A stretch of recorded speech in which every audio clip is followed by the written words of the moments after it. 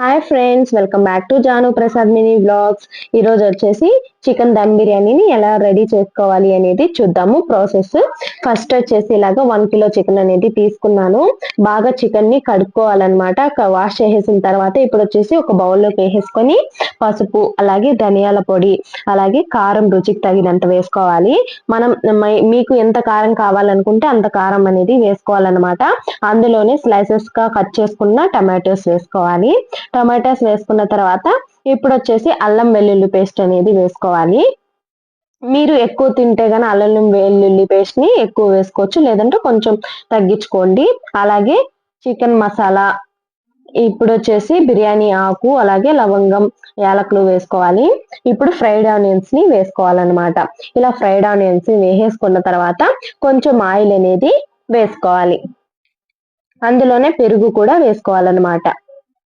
ఇలా పెరుగు వేసేసుకున్న తర్వాత కొంచెం సన్నగా కట్ చేసి పెట్టుకున్న కొత్తిమీర కూడా వేసుకోవాలి. ఇదంతా కలిపి మ్యారినేట్ చేస్తే బాగుంటుంది అనమాట. టేస్ట్ అనేది ముక్కలకు పడుతుంది. ఓకేనా.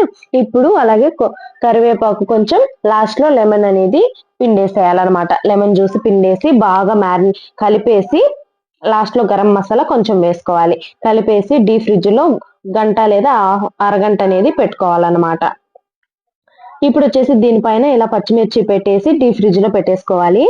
ఇప్పుడు రైస్ ని ప్రిపేర్ చేసుకున్నాం. 70% అనేది రైస్ అనేది ఉడకబెట్టుకోవాలన్నమాట.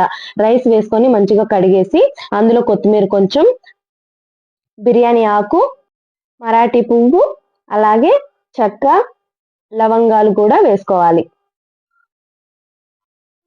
ఇందులో కొంచెం పసుపు, అలాగే ఉప్పు వేసుకోవాలి. రాళ్ళు ఉప్పు అనేది వేసుకోవాలి. వేసుకొని ఇలాగా కుక్కర్ లో పెట్టేసుకోవాలి. పెట్టేసుకున్న తర్వాత ఇప్పుడు చూడండి, ఫ్రిడ్జ్ లో నుంచి తీసేసాను అనమాట మ్యారినేట్ చేసిన దాన్ని. అలాగే డైరెక్ట్ గా గ్యాస్ మీద పెట్టేసుకొని, స్టవ్ మీద పెట్టేసుకొని మంచిగా కలిపేసుకోవాలి. మీకు సాల్ట్ ఏమైనా తక్కువ ఉంటే కనుక సాల్ట్ యాడ్ చేసుకోవాలన్నమాట. ఇలా సాల్ట్ యాడ్ చేసేసుకున్న తర్వాత బాగా మరిగిపోయిన తర్వాత ఇప్పుడు రైస్ పెట్టేసుకొని ఇలా చికెన్ వేసుకోవాలి. చికెన్ పైన మళ్ళీ రైస్ వేసుకోవాలి. రైస్ పైన మళ్ళీ చికెన్ వేసుకోవాలి. పైన వచ్చేసి నెయ్యి వేసుకోవాలి.